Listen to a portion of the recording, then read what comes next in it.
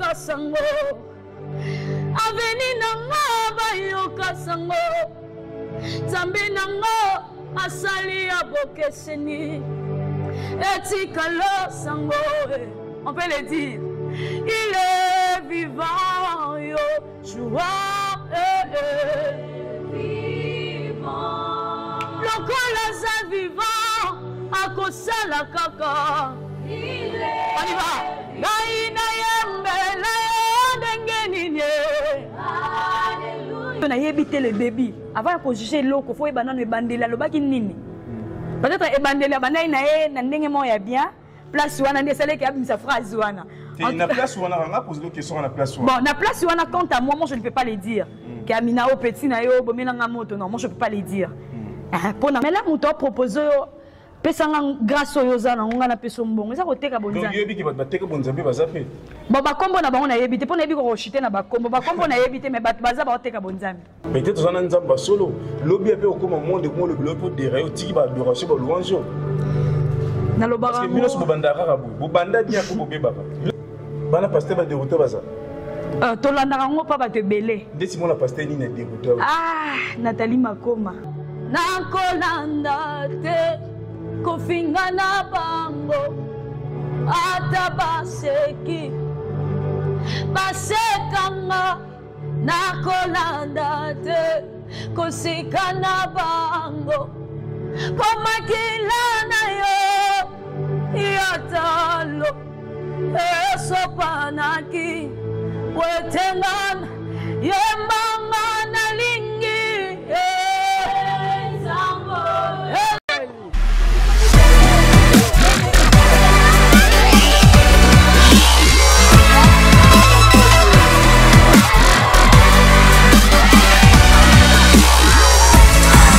VIP Press Congo TV online.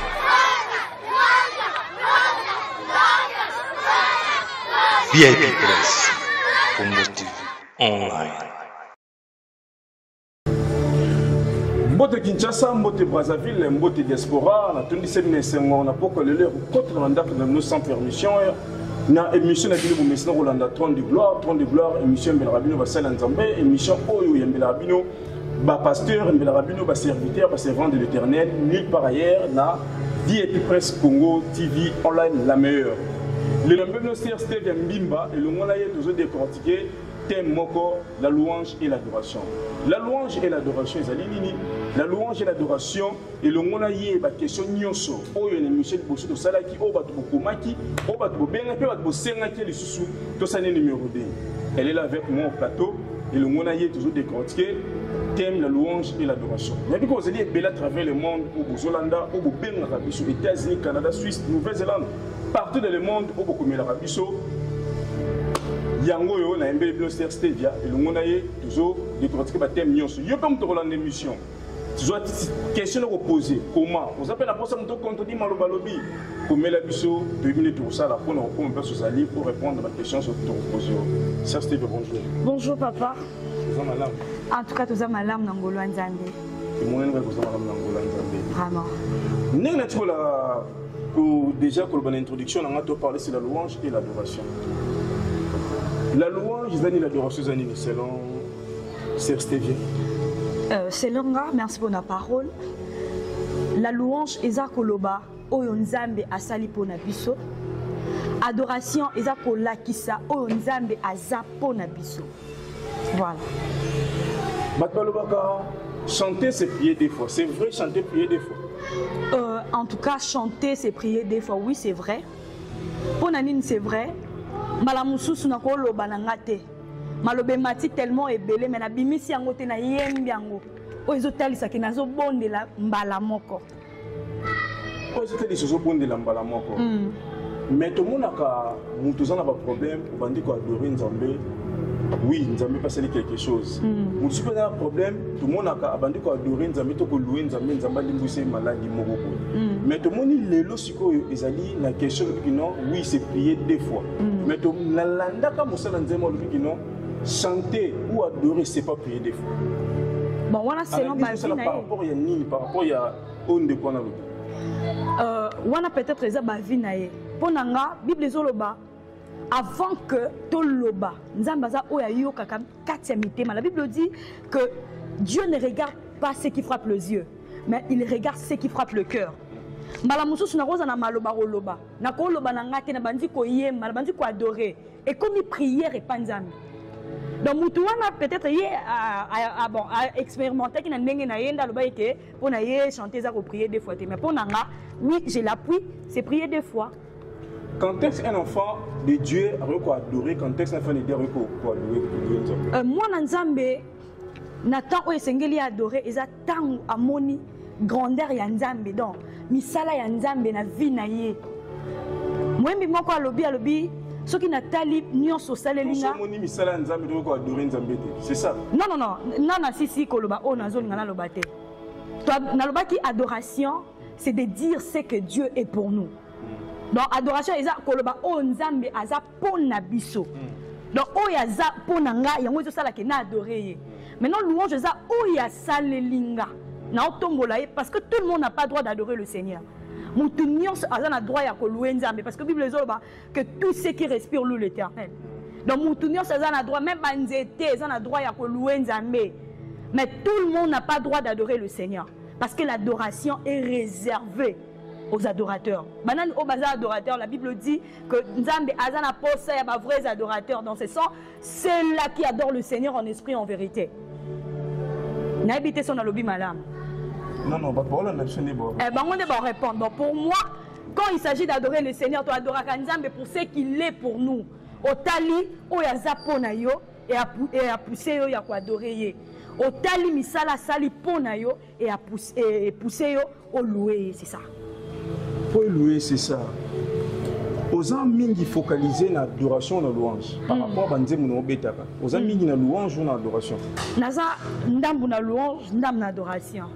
Pourquoi les deux tendances? Parce que ezakate que Nzembo na composé zaka louange non. Na lobi bien que adoration c'est de dire ce qu'il est pour nous.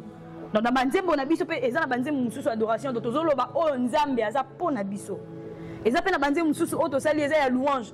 Donc tozoloba o misala ya Nzambe asali pona biso. Ça c'était déjà na Nzembo mo na yoka bon sans polémique hein.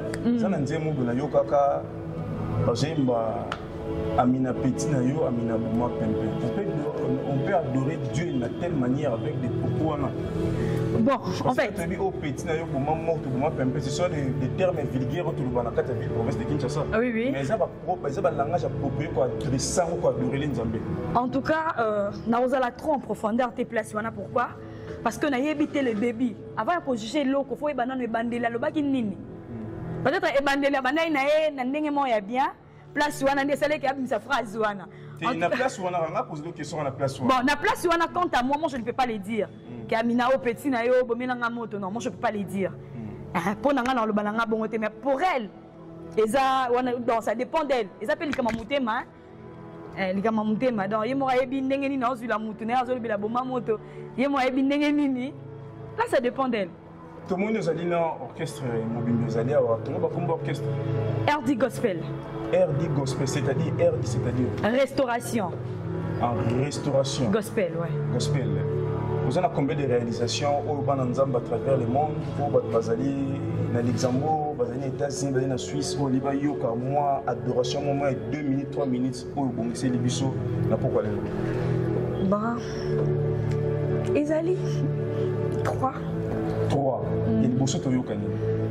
Il y a le bosso, Eza Kolobo Moinanga. Pourquoi Kolobo Moinanga? Eza Kola Kisana Batu que ce qui t'obika. Eza pona Nzambe moko akufela kibiso. Soki tozobika eza pona Emmanuel moko atambolaka na biso, parce que sécuriser biso à tout le temps, il marche avec nous. Donc otalisa oyaza kati na biso, oyazo sala et na kati na biso voilà. Mais Sœur Stevia, apparemment na remarqué yo ozalaka mingi na ba adoration ya kala. Yon te inspiré ka yo? Bon, ancien succès. Oui, yango penande e inspiranga trop. Netini inspira kwa na ba adoration oyo papa na biso ba yemba mwaka. Yo zali nzarambe na mawa. Nebera. Voilà. Donc bato balanda ki Michel Bosso mona ke na yemba ki yango lelo suna zongela en tout cas eza nzembo oh naza na passe naza na sengo. Donc ça m'inspire tellement trop. Mais ngasko na mbilo na nzembo ya kala ki Bon, voilà. Voilà ce que j'ai adoration. Mais on a bien le voilà. Bon, peut-être que c'est quitter pour le bien on a voit assez. Ok, voilà, et ça banzembo auto yemba quand j'étais encore dans Nzambe Malam. Parce que mon père il fit hein le nez de Nzambe Malam. Donc ils a banzembo auto yemba na chorale. Maintenant na bando loba ceux qui banzembo eux bando ko côté parce que na époque là biso to ndoko la basente ça qui penate hein. Basente za qui té ba drum onini. Et quand na kingongo les aki mbunda ezaki donc quand je dis mbunda il tam disant ezalaki ezaki ba drum auto mona lelo té. Et banzembo wane bande ko côté biso vraiment na présence en Nzambe. Lelo ezalaka lisusu té le komara ba gospel. Par contre, c'est pas maïle, OMB peut pas te non OMB m'a bé parce que au comment quitter nuance wana. Or à l'époque tu as la nuance té tendance la biso bandé mon avis sans nuance voilà. Sans nuance, c'est peut-être voyons parce qu'on dit mon bon c'est le biso n'a pas de problème té. Oui, à vous. Arrête. Nalingi nzembo tembo ka biso ate. Place yopoza OMB na biso elongo et le Seigneur ne manquera pas de te bénir. Likolo kuna esiko zali engengi nyonso awa yoboli motema nanga tikala ngenga yawe loboko ekatisaka bibale ezaya yo Yesu loboko ekotaka tina motema ezaya yo Yesu Liloba nanu ebimi na monokote oyebi nyonso bituma yo ngai na bunzite deja yo pesi elonga oyango na koyema e haleluya na koyema e amen oh na koyema e haleluya Daina yemela yandengeni yote bwana mai okiti simoto mokonzi haleluya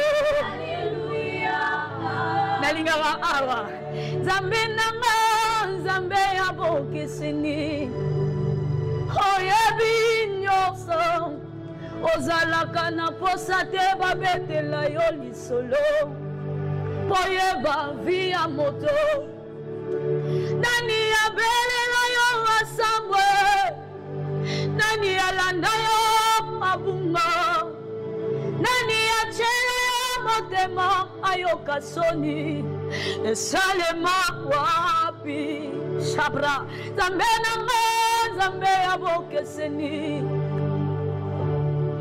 Zambe la différence Yesu Mokeseni Yesu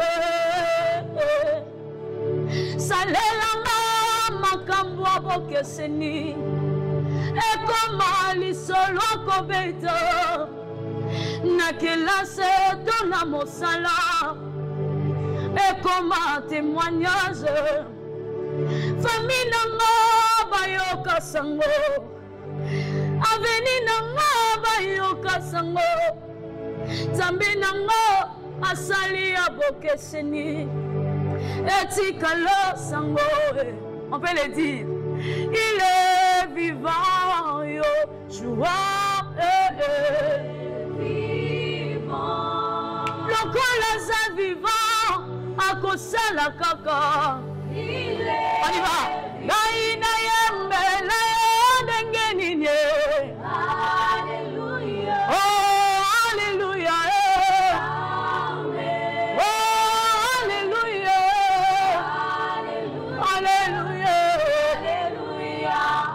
Oh, alléluia. Hosanna. Alléluia. Hosanna na Yahweh. Alléluia. Hosanna.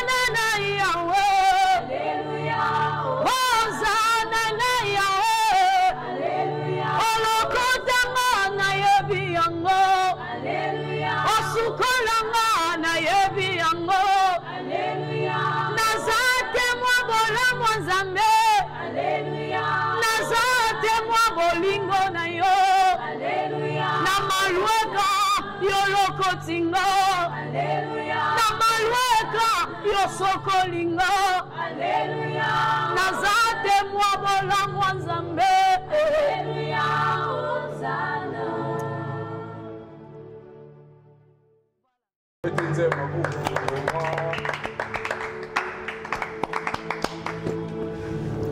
À travers le monde, l'émission 30 de gloire de Mr. Stevia, qui commence Sir Stevia toujours adoré.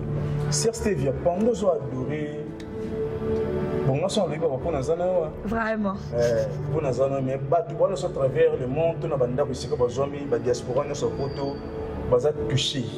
Parce que quelque chose de Dieu, ils a katina.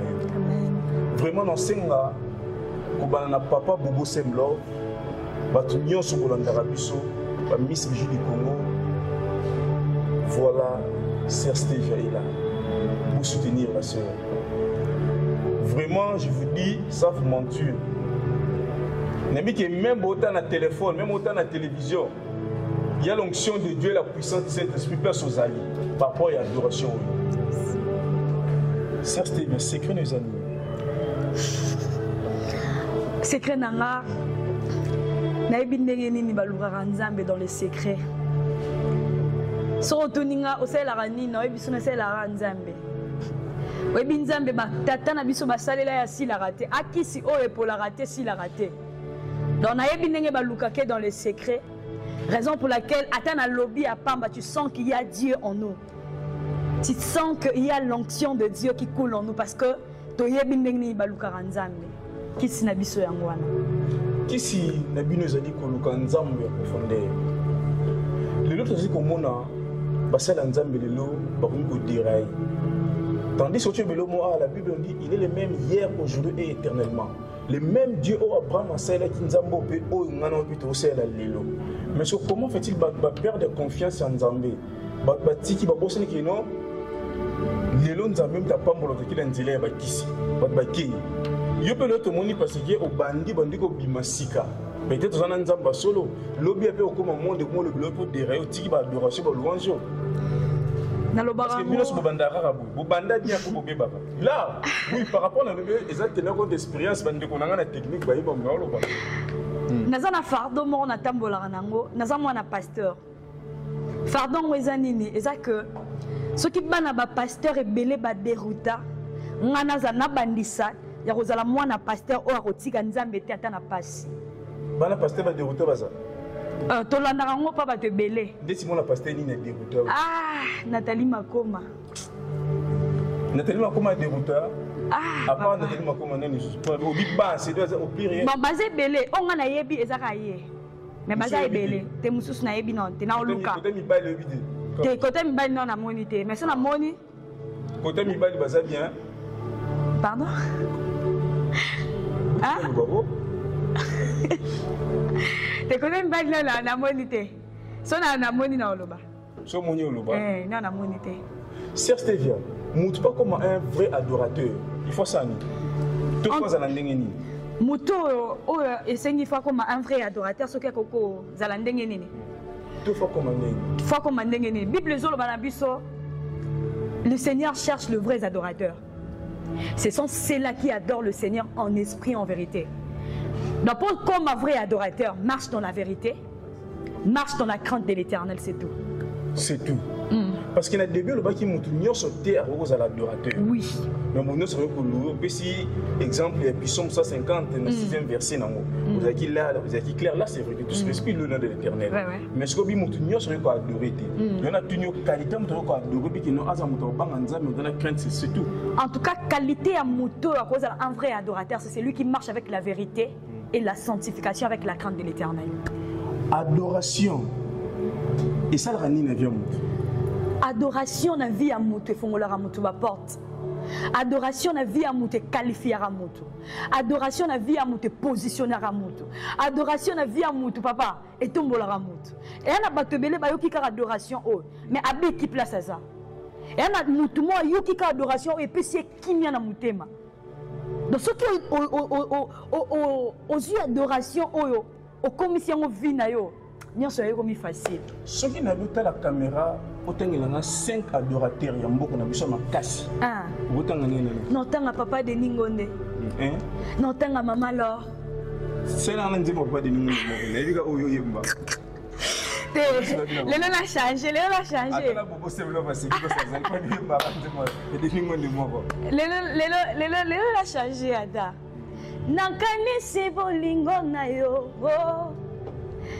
Katina bomoi nanga Nininga na salela kiyo Polelo nga nazala na bomoi Naninga ngupi mingi Ya mama lo, utangi di mama lo Ya mama lo Touti mosika na nzambo ya bomoi Nalilango tellement trop Toi Toza na mama de na mwana Dire mama de na mwana nini Il n'a pas dit que tu coulerais, il n'a pas dit. Je l'aime tellement trop. C'est la maman Déborah Lukalu. Maman Déborah Lukalu. Tu es mon amie. Je l'aime tellement trop. Et puis Nasuka, la maman Sandra Mouy. Donc pour nous, là c'est long lieu. On a dit la cité, on a dit la cité. Prenez ma dorateur, ma casse, pour nous avons beaucoup. N'est pas papa menti na Portugal, même ma casse, n'a pas seulement sous-mouti les lois. N'est pas papa ma tout ça moi, n'est pas pasteur Moïse Mbié. Mais nous tenons bon de adorateur. De au Sénégal attend PK 5 et on peut attendre PK 5 Deuxième adoration au Bombel Bisolé parce que aussi c'est la louange. Adoration ni le Bombel Bisolé. Deuxième, vous pas dans Zambézani. Adoration mususu na Bombel Bisolé.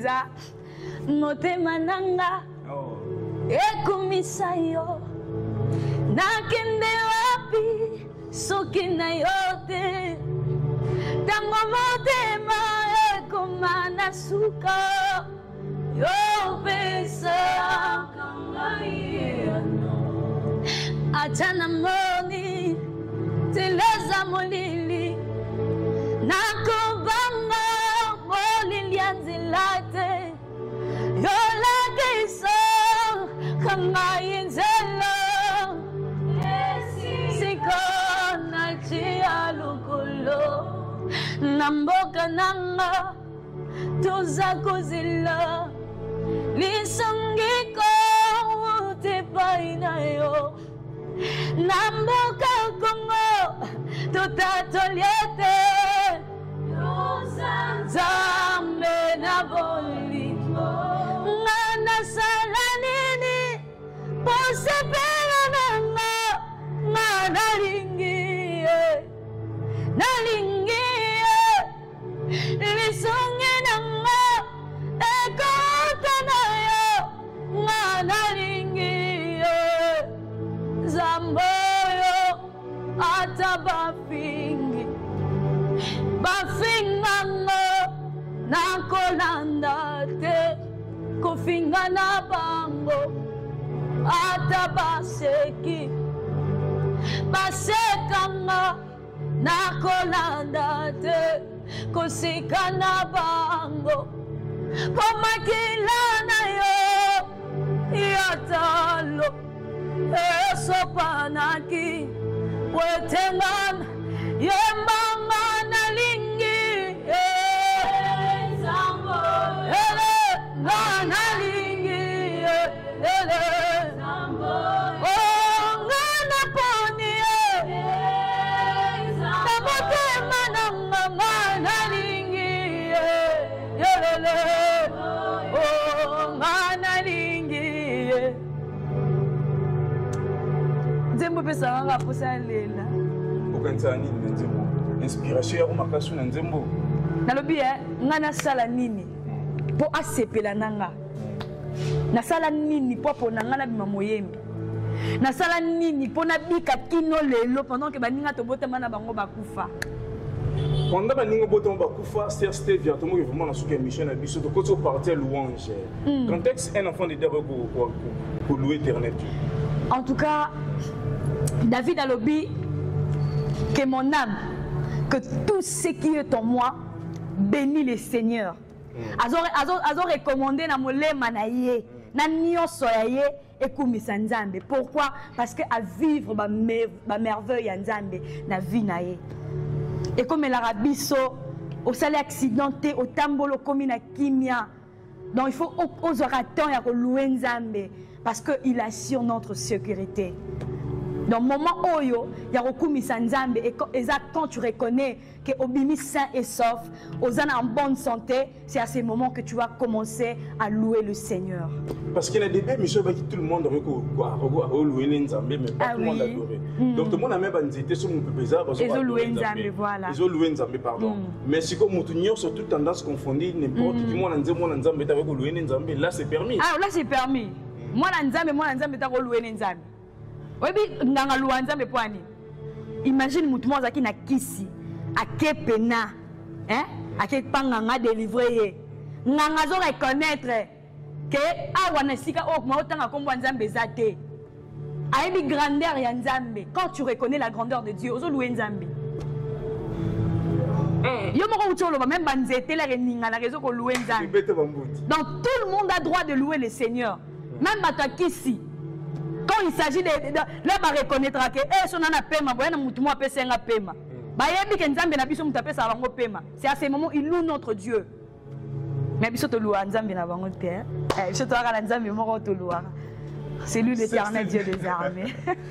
Vraiment. Voilà. Bah tu vois c'est la nini par rapport à Bastinde Momen Rata Studio, vous avez 3 chansons où il fait bima. En tout cas, Emmanuel Moufalme. Moufalme veut dire Mokonzi. Tozela Ndanga, Tozela elle me suffit. Donc, 3 titres à adorer. Elle me suffit, oui. Ndanga est les sauts de l'esprit. Voilà, tout ça. Que moi, Nzambe Nyon, ça a un saut. Ndanga. Ce sont les sauts de l'esprit.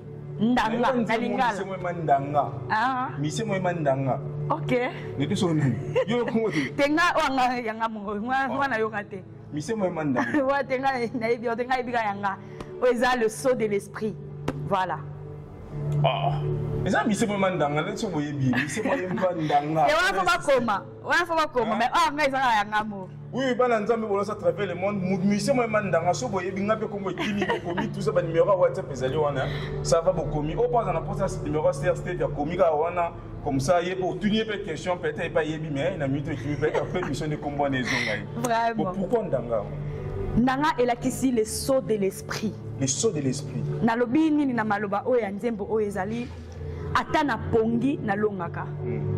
Donc na otalisa batu ke Nzambe otomema assuraka sécurité na nyonso. Na yebisa batu soko yo bundisanga ata na pongi molonga ngezate parce que oza kati nanga aobundelanga ata na lali. Atola ezala dispo quand ba clip nango ezala na marché quand en tout cas nasengi na nous patience na bato yo balinganga bato bazela Nzembo o nayebi qu'avec l'aide de le Seigneur na ndenge to resolana papa Bobo nayebi que bientôt ekozala disponible pour que le monde entier va bénéficier de Nzembo o. Donc pesina nous c'était parce que nous sommes en préparation. Voilà. Tu vois quand même extrait 2 minutes Nzembo Emmanuel. Il y a Emmanuel. Emmanuel Ndanga. Ah, Emmanuel les hommes sous Ndanga. Ndanga parce que je connais Ndanga wana. Vraiment Ndanga ezabwe. Ozela te na kota na kunda po otalisa kembona yo. Yesu ndanga bomo ya Nzambe kati na bato mosikoli. Opesi mitindo na mopepe etosio na zwikimya. Ozela te na kota na kunda po otalisa kembona yo. Yesu ndanga bomo ya Nzambe kati na bato mosikoli. Voilà. Na bona succès sorti la soupe comme babimisi linga Nzembo la kuna. Voilà, c'est notre chanson hein. Tout le monde est une équipe d'accompagnement, tout le monde est bandeko sur Bazalia baza bandeko bandaki na bango to aussi bon parce que na émission les qui le bail qui non ba décourager qui yo côté ba difficulté belé tout moi ce que groupe ezali bien assiste bif bandeko sur baza bandeko aujourd'hui il y a pas longtemps où baza bandeko parmi bandeko bazala qui est bandeko décourager en tout cas ils en a quelques bateaux baza to banana bangola bande ko décourager nga ndeti nani toza na sœur Merdi dans ye pena banda pena dans e bandeli sœur Merdi la sœur Jeanne ye pena so banda ne bandeli là to sali concert eleki na simatoye ko za sœur Princilia to ko za sœur Esther et puis la sœur Autokota il y a pas longtemps na Roxata un mois voilà ah bon ils en a basiste azate ils en a drummer pe baké production moko ba c'est ce qu'ils a qui azate dans muto banane pena dans sousou et dans biso baleka la production a biso mi balé jusque là il est toujours là en tout cas je l'aime tellement trop voilà Sœur Stevia bon et très lindé moko pour bien sur louange to kabon voilà au célébration d'adoration on va en trois c'est déjà deux très moko pour na bana nzambe nzembo oyo zoyemba nzembo ozoyemba oyo na dédié yango pa honorable Jean-Marie Ngandu na kati États-Unis d'Amérique na ville ya Kentucky honorable nzembo na dédié au Sœur Stevia zoyemba ah honorable honorable Jean-Marie Ngandu honorable Jean-Marie Ngandu ok en tout cas que notre Dieu vous bénisse ah papa sois béni en tout cas voilà j'aimerais encore chanter avec nous cette adoration toyembaka mpona osepelisa biso tema la oyemba otala baparole ya nzembo ezala mpe bénéfice mpona yo lolenge mose yatombolaki nyoka motako kuna nesobe mwana na pate yatombwami lelo wetenga na yo tobikisama botika ngai nayembela Yesu oye yalangwisa motema na nga botika ngai natombola Yesu alongola basoni mokili elatisa ngai maloba na ye ekitisaka motema yango nakangami na boyi masumu lolenge mose atombolaki nyoka motako kuna nesobe mwana na pate atombwami lelo wetenga na yo tobikisa soki otali ye soki otali ye soki otali ye na bapasi na yo soki otali ye ye wane soki otali ye azana kiselongolaka botutu ana rabashanere basantarabo ye wane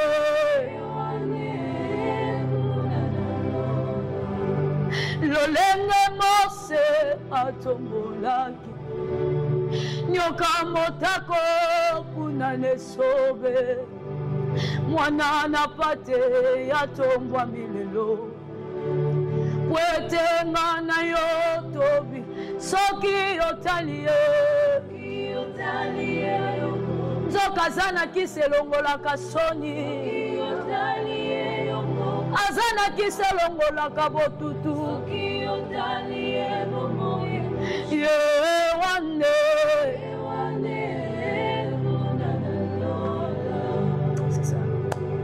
merci à Bandeko Nyonso pour l'année à travers le monde. Nous sommes arrivés à la fin de notre émission. De go vraiment à Souka. Sœur Stevia, merci. Merci papa. Nous avons plus de temps pour répondre à Nzambe. Oyo à travers le monde entier babengi biso o basenga kiyo na mengo accordé biso temps pour te outi musika pour te koma aux élèves depuis ton ti to komi na ngonga o to ça l'émission merci et merci de votre beau patienta qui un mot de la fin pour la émission en tout cas biso basala nzambe totambolaka na maloba lipamboli ozwaki temps na yo ya kolanda biso nzambe apambola yo ozwaki temps na yo kofungola motema ya koyamba adoration oyo nzambe asala bolamu e kohésite te kokomela biso kohésite te kobenga biso biso baona toteki bonzambe te mpe tokoteka bonzambe te na pasi na biso na bisengo na biso tokangami kosalela nzambe alors baprière na yo losambo na yo ya tongo midi pourquoi kozanga te kobondela po na biso aske nzambe abatela biso tozala toujours na makolo na ye toteka bonzambe te tolonga mosika na ye te nzambe nanga apambola yo papa bobo nzambe asalo bolam akontinue kobatela yo po biso pe to bénéficier na lipamboli o nzambe akotia kati na biso nzambe apambola bino bateka bonzambe nde mais là moto propose yo pesanga grâce oyo za na nga na peso mbongo eza koteka bonzambe. Donc yebi ki bateka bonzambe bazape. Bon bakombo na bango na yebi te pona yebi ko chiter na bakombo bakombo na yebi te mais bat baza ba koteka bonzambe. Bon, to la ki batwa émission eux tout ça na CRT tout ça la mo air clip aussi là. Vraiment. Air clip aussi là tout ça les réaliser ça clip complet clip sili. Après ça tu invité après tu bandit sur la promotion ba clip. Yes. Montonios Ozali. Aux gens poste CRT via bête en orchestre, avec l'église, campagne, conférence, na stade, na terrain, pour contacter biso, la serre est là bien disposée pour nous servir nzambe na ye. Bino nyonso oyo bozana poste o ezaleza même bande bola na Brazzaville, même bola na Côte d'Ivoire, bola na partout dans le monde. Serre Azali, orchestre Azali, bobenga lobi yenda na teki bonzambe te. Na côté kapete, na lobi bien que na côté kapete. Nanzambe nazala na passe nazala bise na la mangenge yo zala na luka nzambe na baluzizi la otika la ozala te ko nzambo na zwi na passe na teke kabo na lobi bo soki ba misusu bazoteka nzambe biso ba o na nzambe tina lifobo to kotika la koteka yete po na somba ye pete na joie na facilité na koteka na ngape yete o. Merci pour ceux qui belon la à travers le monde comme na suka to tika temps moi 3 minutes 5 minutes pour yo kapena. Oui, merci d'abonner sur le à travers le monde. Merci à Bobo Sem Love Kolo Bolingo. Merci à Miss Biju du Congo. Batunio sur à travers le monde. Merci et belé, merci et belé. Rendez-vous les Ali Moko. Le 26 janvier 2025, ils allaient sortir officielle UNIMAD, Union des Natifs du Mont Amba. Donc, président Stella Alain de Abraham. Na sengi pe ngamo on a sengi invité PCR Stevia ayo beta pour na fête le 26 janvier. Rendez-vous le 26 janvier sortie officielle il y a une MAD Union des Natifs de Mwamba pour le développement. To sengi ba partenaire, ba Sustak télécommunication, to sengi ba société il y a brasserie, boyeblo nyonso pour soutenir l'événement. Na bandi na mokonza mboka chef de l'État Félix Tshisekedi Tshilombo. Papa ozali natif à Mwamba et Vénémé Zali. Honorable Raphaël Kibuka Kakesi, aux alliés natifs à Mwamba pour soutenir l'événement. Président Omer Mobikaï Tchaboula, pour soutenir l'événement. Rendez-vous à Limoko le 26 janvier dans le centre paroissial de la commune à la quartier de Voulou, de Bingnoboye Bini. Merci à Bana Nyoso, il y a un monde entier pour me sauver la biso. Merci à Mokili Mobimba. Merci et mission Yalelo, une dédication spéciale à mon chef, honorable Raphaël Kibuka Kakesi. Et l'idi mo amba. Oyo passe à propulseur la rapace naï et c'est mon propulseur et c'est mon naï. Merci na Cordon Joe Amani. Merci na Monsieur Bob Lessa. Merci na maman Chantal Mbombo. Merci na ingénieur Acture, ingénieur Bourga.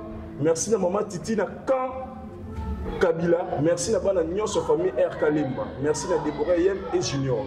Rendez-vous à ne pas manquer. Bino Nyonso à travers le monde. Tokutani prochainement na émission de Bino la trône de gloire. Tout ce qui sert Stevia, merci à louange moteur. On adorer mes louanges. Vraiment. À vous les claviers. Merci. Bye bye dans le monde entier. Bye bye bye bye. Sans oublier l'homme, c'est l'homme en cœur, l'homme le plus beau d'Afrique. Mais les... Nous te louons, tu es Dieu.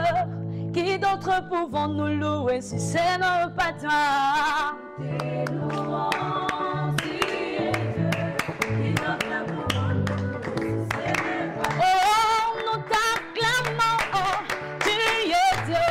Qui d'autre pouvons nous louer si c'est nos patins?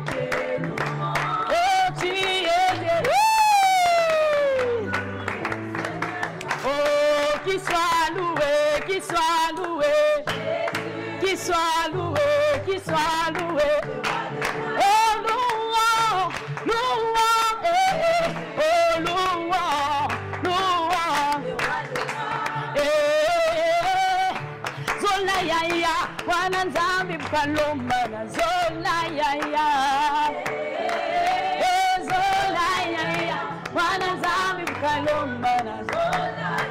ya kukata tamaa watakianzami mwana nzambi bukalombana kese yaye ego ese yaya mwana nzambi bukalombana kese yaya oh zola yaya mwana nzambi bukalombana zola yaye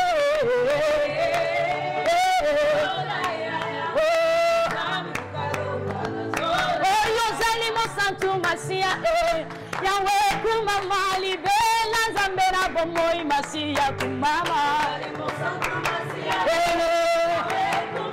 libela zambera bomoi masia oyo zali mo santu masia yawe kumama libela zambera bomoi masia kumama libela zambera bomoi masia oh Bwana Bwana lele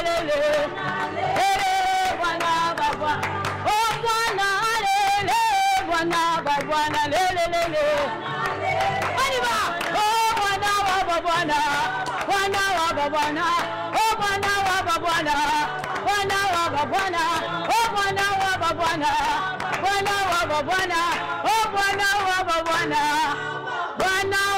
Bwana voilà que Dieu vous bénisse.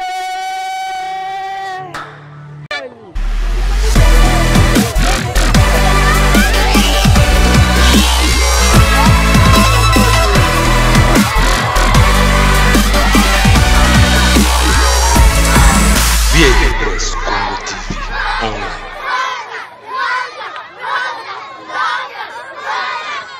VIP Press Congo TV Online.